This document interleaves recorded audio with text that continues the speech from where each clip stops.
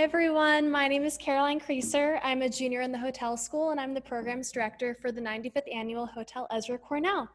So we are thrilled to welcome Mr. Mike Curtin Jr., Chief Executive Officer at DC Central Kitchen, a nonprofit organization focused on preventing both poverty and hunger throughout job training in cooperation with the local hospitality industry. From many of its service programs, the kitchen now employs over 130 people, approximately 40% who graduate from the kitchen's nationally recognized culinary job training program. As one of the country's premier social enterprise organizations, DC Central has been making new rules for 31 years as they break old ones. Their work is guided by their 8 rules for righteous entrepreneurs. And in his presentation, the first rule for righteous entrepreneurs, Mike will be sharing the first rule, showing how it can set the stage for not only doing good, but also doing well. Please welcome Mr. Mike Curtin Jr.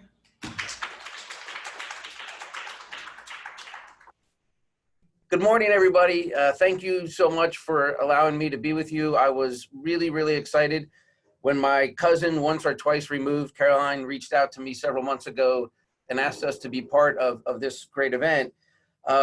Cornell has a huge history. The Cornell Hotel School has a huge history with DC Central Kitchen. It was back in 1991 when our founder, Robert Egger, had just started the kitchen, took one of our early classes up to the hotel school. The hotel school at that point was teaching a class on homelessness. And Robert came up to speak, and because of that visit, the hotel school helped us develop our first culinary curriculum, a curriculum that was then shared with the first generation of community kitchens, which we started over 30 years ago, and now has become part of this larger movement that has about 100 community kitchens across the country.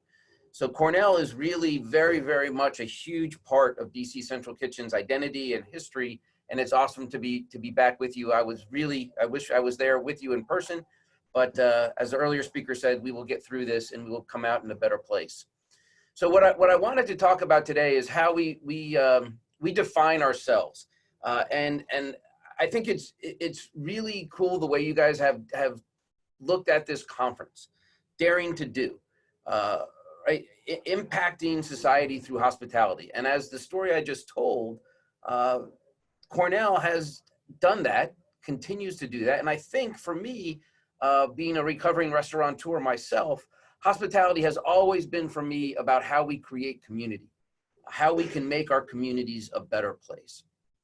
And at DC Central Kitchen, we've wanted to do that through the lens of, most recently anyway, social enterprise, of taking the work that we do that has traditionally been seen as charity or service and turning it into business and making it work in a positive way, not by doing something that's because it's good or the right thing to do, doing something because it's a smart thing to do. It's a smart business thing to do. And several years ago, we were being interviewed by a reporter from the New York Times, and he was a little confused by the work that we were doing. Just as I was saying, it seemed more business, but not entirely. It wasn't it was charity, but it wasn't charity. And so he said, "What do we call you?"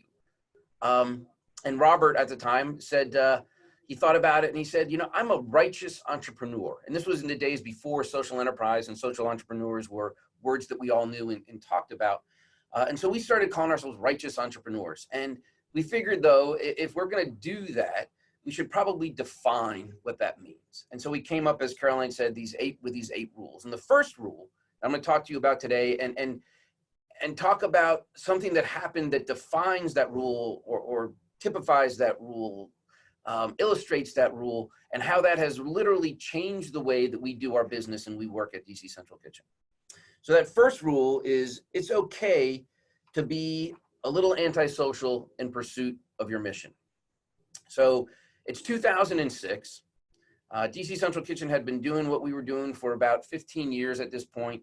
We were using food that was going to be thrown away. We were turning that into healthy meals that we were then distributing to organizations in town who were helping people get out of that food line to become independent, self-sufficient. And while we were doing that, we were training individuals for jobs in the hospitality industry. doing a little bit of social enterprise, but not much. We had a little catering company going, maybe $500,000, $250,000 in revenue. But the bulk of our business was providing meals for shelters. And the District of Columbia, the city, as I'll refer to, kept coming to us and asking us to do more. We need you to do more meals. We need them to be better. But they weren't paying us to do any of those meals. And we were driven to the brink of financial insolvency. And we said, look, if we are going to continue to do this work, we really need you to be part of it. We need you to put some financial support into this to help us do what you want us to do. And after months of meetings and consternation and different negotiations, the city finally agreed. They said, yes, you're right, we have to do that. Now what we'll do is we'll get you a contract and we'll start looking at this more as a business relationship. Well, what should have been a fairly quick conversation that lasted a week or so, and they originally said, okay, we'll have a contract for you by March 15th, and then it was March 30th, and then it was April 1st, and then it was April 15th, and then when we got into May, we said, no, this is just wrong. And this is where the antisocial part comes in, and maybe this is too where the dare to do part comes in. We said that if you, the district, looked at us and the work that we do as a business, as a typical vendor, you would not be stringing us along like this. You would value the work that we do. You would understand the economic impact of the work that we do and not look at us as something extra, as something that's nice if it happens, but not really that important. And we said, we can't do that, not just for the work that we're doing, but for our sector as a whole. We can't be treated this way. So we said, we're going to go on strike. We're going to do something you probably thought we would never do. We are not going to prepare, deliver meals to these shelters until we have this contract. And people were stunned, as you can imagine. This is not something that a nonprofit, the good people, were supposed to do. And people said, how can you possibly do this? And we said, honestly, how can we not? We really do have to take this stand, or what's going to happen tomorrow? What's going to happen next year when there's another crisis, as we're dealing with today, actually? So oddly enough, all of a sudden, things moved rather quickly, and we got a contract. One of the things that we did, and this was something that one of the reasons why this work remains intensely personal for me, is what Robert and I said, in addition to the fact that we are not going to provide food for the shelters until there's a contract signed. And I should be clear, if there was food going out, we were making sure no one was going to go hungry.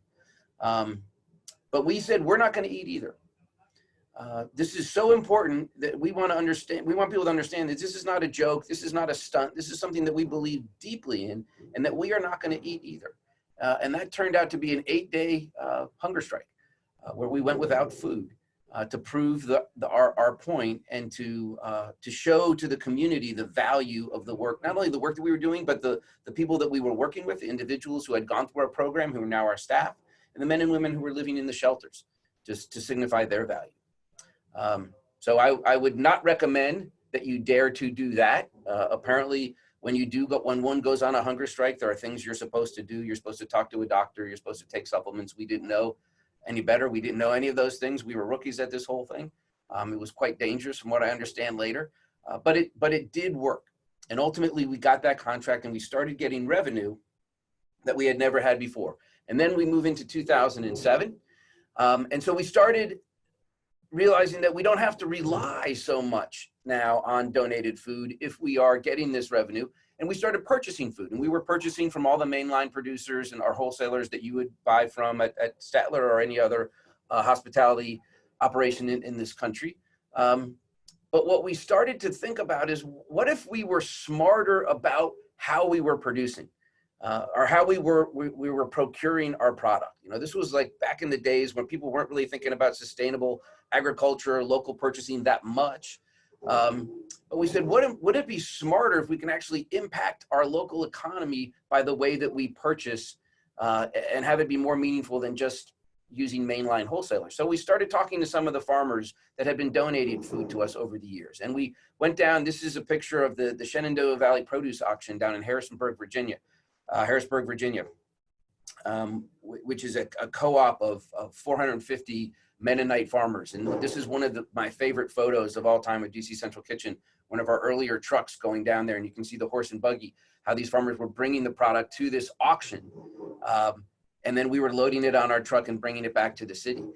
We quickly became the largest purchaser of product from this auction, literally changed the way this community does their business, and has expanded the auction now 10, 20, 30 times in volume because of the work that we started to do back almost 13 years or so ago now. But all of a sudden, we had access to this incredible food, healthy food, fresh food, local food, but much of it was the food that they couldn't sell at the normal auction because it was too big or too small, as we say, aesthetically challenged or geometrically challenged product.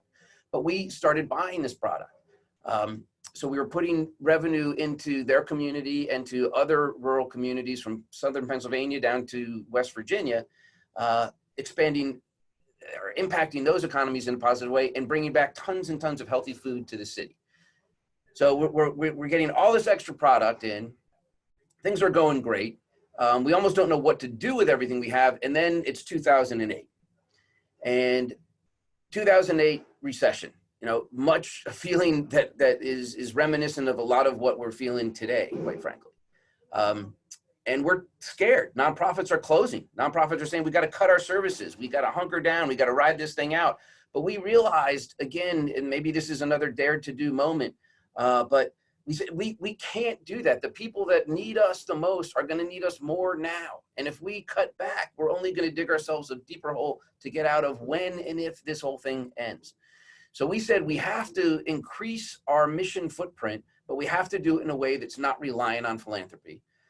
So the answer, of course, is we have to do more social enterprise. But what is that enterprise? It's not going to be catering, because catering is going to be cut, and we're seeing now huge cuts in catering. And we decided to go in on school food.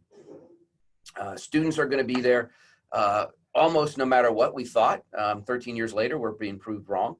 But for 13 years, it's worked for us. So we made it. We reached out to this one school, the Washington Jesuit Academy, that's a tuition-free private middle school for at-risk boys that operates 11 months out of the year, 7 a.m. to 7 p.m., three meals a day. And we said, what if we come into your school, you hire us as your vendor, we produce your food, we'll do locally sourced, scratch cooked, salad bar, all sorts of crazy cool things. And engage our graduates with your young men who are facing some of the same questions and crossroads that our folks faced and went the wrong way.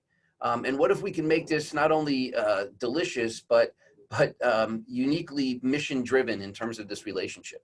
And that worked out incredibly. And so we started immediately. That was a profitable operation because they paid us a fair wage. So as bad as that was in 2008, at the beginning of 2008, at the recession, at the end of 2008, we had something really cool that happened and that bled into 2009. And that was President Obama coming into the White House and bringing along his wife, Michelle, who we believe at that point in time looked around and said, what is my platform going to be? What are people going to remember me for? What do I want to use my time in the White House to change this country? And we believe that she looked around and saw what was going on in DC, and I looked and saw DC Central Kitchen and said, look, these guys are working with sustainable agriculture, local agriculture. They're employing individuals that have been chronically or systematically difficult to employ, folks that have histories of incarceration, of addiction, of abuse, of trafficking, of homelessness. They're getting healthy food in schools. They're making that connection between nutrition and education. I want that to be my platform. So we don't know if she said that exactly, but we do know that she hasn't said that didn't happen. So we are going under the assumption that we had something to do with Mrs. Obama focusing on this work to make this her now life's work. But what we do know is that because of her work, a lot of school districts, including the District of Columbia, really focused on their school food and wanted to make it better. So we were able to then in 2010, when the District of Columbia hired a new food service director, as many school districts had, to go to him and say, look what we're doing at the Washington Jesuit Academy. Look what's possible. Carve out a few schools for us and let us show you what's possible. And they did. We responded to that request for proposal. We got our first school contract with DC Public Schools in 2010.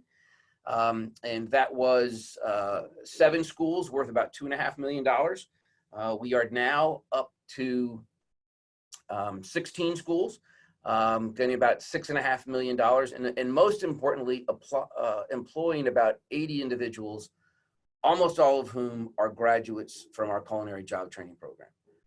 And I do have to apologize to my friend Caroline, because I must have given or must have provided old information. We are now up to 170 employees. 54% of that number are graduates of our culinary job training program, many of whom are employed in this school food program, as well as our other social enterprises. But our graduates are also employed throughout our program. They're nutrition educators, they're culinary instructors, they're development associates, they are recruiters, they're database managers. But this school food program, this social enterprise, this hospitality endeavor was the key that sort of unlocked that door to this larger participation and involvement of graduations in our day-to-day work, and provided a huge model for schools and school districts around the country. We've won 2 significant awards. The Physicians Committee for Responsible Medicine Golden Carrot Award. We like to refer to it as the Oscars of the school food world. 2 years ago, as one of the best, or the only, was it the only award given out in the country that year for our work with plant forward based menuing. And then we won last year an award from the Good Food Purchasing Group based out of San Francisco, the Bay Area, for the work that we're doing with local and sustainable purchasing in our school food program. And we're the only provider that won that. There were a few other, I think 4 other school districts who were given that award, but we were the only actual provider that was given that award. And it all came out of just sort of this a look at necessity and daring to do something a little crazy that people didn't think a nonprofit, certainly a nonprofit based out of the basement of one of the largest homeless shelters in this country, would be doing. And this was other people's business, but we knew that we were capable of doing this. We stepped into it, and we took advantage of it, and we were able to continue to build on it. So in 2011, we recognizing that we have outgrown the space that we had been in for 20 some years. We needed more space, so we renovated a kitchen that we found in Northeast DC and dubbed it the Nutrition Lab, because we consider this the continuation of the grand experiment that is DC Central Kitchen, where we were doing mass production of not only the school meals, but we're able to increase our catering business, which in turn allowed us to hire more graduates from our catering program and continue to increase our social enterprise revenue while reducing then our reliance on traditional philanthropy. Because we were able to move into this new facility, we were able to take a couple projects off the drawing board that we've been talking about for quite some time. So towards the end of 2011, we started a program called Healthy Corners, a program that is rocking today, crushing it through a grant that we received through the USDA, a FINI grant, a Food Insecurity and Nutrition Initiative. I'll talk about that in a second, but this program, basically what we're doing is we're acting as wholesalers. Wholesaling product like the ones you see there, the pineapple, exactly like the food that you would see packaged in Whole Foods or in Safeway or Giant or any other major grocery store that exists in our city, in areas that are flush with grocery stores, but don't exist in what we call, or what are referred to as food deserts. Of course, I'm sure many of you know, there are folks in this business now that are think food desert is actually a misnomer. Deserts are something that are naturally occurring, part of our ecosystem that actually serve a purpose. The food deserts that we encounter in Washington, D.C. and many other areas, urban and suburban and rural throughout our country, are actually economically based. And so a lot of folks are referring to these as food apartheid areas. Whatever it is, however we want to classify it or name it, these are areas that are solely lacking in food, fresh food options and opportunities. And so we started wholesaling these products at incredibly reasonable prices. So the individual retailers are able to mark these prices up while still keeping them at or below market. And the products are flying off the shelves. This is another, I think, a dare to do moment when people for years had said, well, you know, people in those neighborhoods, they're not going to buy fresh food. They won't eat healthy food. They won't buy that. Well, if that fresh, healthy food is not there to buy, people who say they won't buy it will be right 100% of the time. No one will ever buy anything that is not available. But what we have seen over the last several years is that if that food is available, people will buy it. We are selling now, I think, about 25,000 units a month at the various corner stores that we support throughout the city. And as I mentioned, we have a grant with the USDA now that is matching anyone who uses their EBT or SNAP card to buy a piece of produce will get a coupon for $5 of free produce for their next purchase at this store or any other one of the participating stores. And the redemption rate on these coupons is over 90%. In about less than a year and a half, we've redeemed over $300,000 of coupons. And this is revenue that's going directly to these small family retailers, healthy food going in these communities, supporting, sometimes, of course, pineapple is not sourced locally here in DC, but so we don't, everything we do isn't local. That's fine, I can live with that. But much of the product we are selling seasonally is local. So it's going to rural economies, even some small hydroponic producers in DC. We're providing an outlet for some of their product that otherwise wouldn't exist. And again, creating more jobs, more awareness. And again, this program is being replicated in cities across the country. Some of our friends in New Orleans are the most recent to have adopted this and to try to make it applicable to their city. In 2016, we renewed our contract with DC Public Schools, expanded, as I mentioned, expanded the number of schools that we are serving, which also means we're expanding the number of employees that we have. And next year, that contract will be bid again.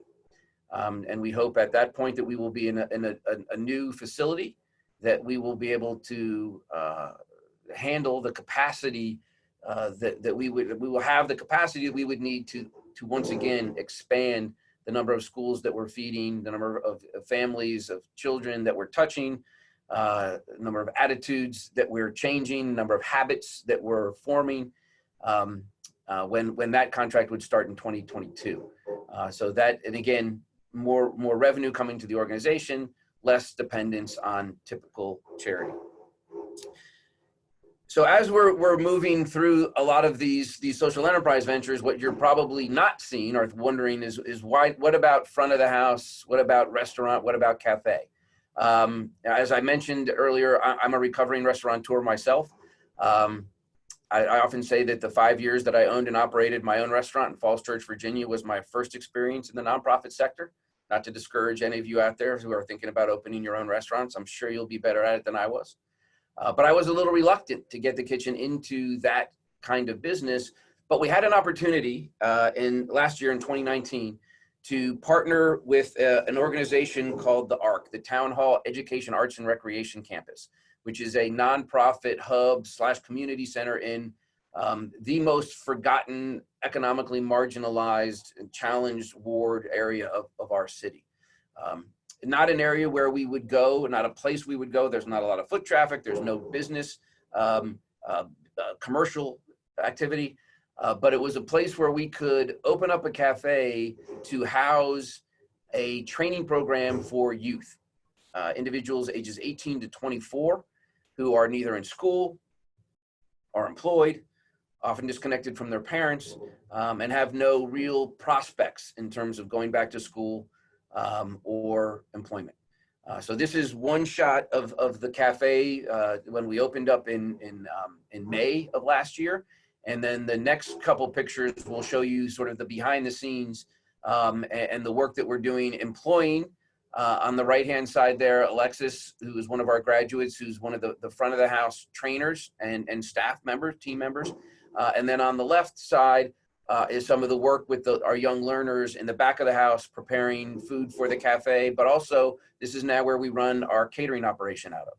So we've been able to, because of this new space and this beautiful kitchen that we have, increase our catering operation by threefold over where we were last year, as well as adding the sales to the cafe to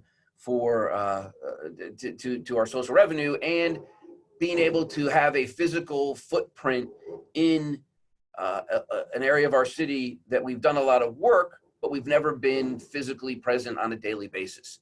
So this is wildly important, again, to be of the people of the place that we want to serve, so we can really have a meaningful presence and show, again, what is possible. So all of these things together, all of these social enterprise measures that I've been talking about, have led us to this next slide, which captures our social return on investment. Last year, in the basically, housed in the basement of this homeless shelter, DC Central Kitchen was able to produce a measurable economic and social impact in our city of almost $80 million. So every dollar that someone invested in DC Central Kitchen turned into close to $5 of social, economic, and environmental benefits in our city. This includes the cost of, or saving the cost of people not going back to prison. As some of you probably know, 70% of the people in this country who get out of prison go back to prison because they can't get a job. And it costs us as much to keep someone in prison as it does to send them to the Cornell Hotel School for a year. You guys are going to provide a return on investment. Sending people to prison typically won't. But programs like this and the social enterprise that we've developed actually allow us to create this incredible return on investment. So we're not only not sending people back to prison and spending that money, these people are making money, they're getting a paycheck, they're paying taxes, they're putting money into the community. They're moving out of the shelters, they're paying rent. They're moving off SNAP, they're buying food. And most importantly, they're supporting their children and setting an example that will break this incredibly and crippling generational cycle of poverty. And that's ultimately what we're all about. And what we're looking forward to next year now is a new project that we were just informed we won about 2 weeks ago in the first floor of this new, what will be DC's main public library, the Martin Luther King Library, right in the heart of downtown DC. There will be about a 1,500, 2,000 square foot cafe on the first floor of this building that we will be running, and that we will have a very significant now visual impact and presence in the heart of what will become one of DC's iconic buildings and gathering places, probably for the next decade or so. So all of the work that we've done to get to now this next point, you can really look back to where we started in 2006 by taking that very anti-social step of going on strike, of going on that hunger strike, of doing what people didn't think was possible, because we knew what was possible. And we knew the power of food, the power of hospitality to change communities. And I think that is the work that we have focused on. That is the work that the Cornell Hotel School has helped us start in 1991 with that first visit that Robert made, and the work that you helped with our curriculum. And it's the work that I hope all of you will continue and understand, that you don't have to work in the basement of a homeless shelter. You don't have to start a cafe that's focused on training young adults who are just lost and are searching desperately for that thing that will make them whole, that will make them the people we all want to be. But what you do out there, how you hire, how you interact with your community, who you become and who you stand for as a restaurateur, as a hotelier, as a hospitalian, will have an impact that can not only change a community, but will absolutely change lives. So good luck in that pursuit, my young brothers and sisters. I really, really appreciate the opportunity to spend some time with you today. I am so sorry I'm not up there in beautiful Ithaca with you, but I appreciate the incredible effort that Caroline and her team have done to put this together in the last couple of days to make this happen. And I wish you the best of luck. And I can't wait to hear about all the crazy cool things that you're all going to do because you dare to do. Thank you.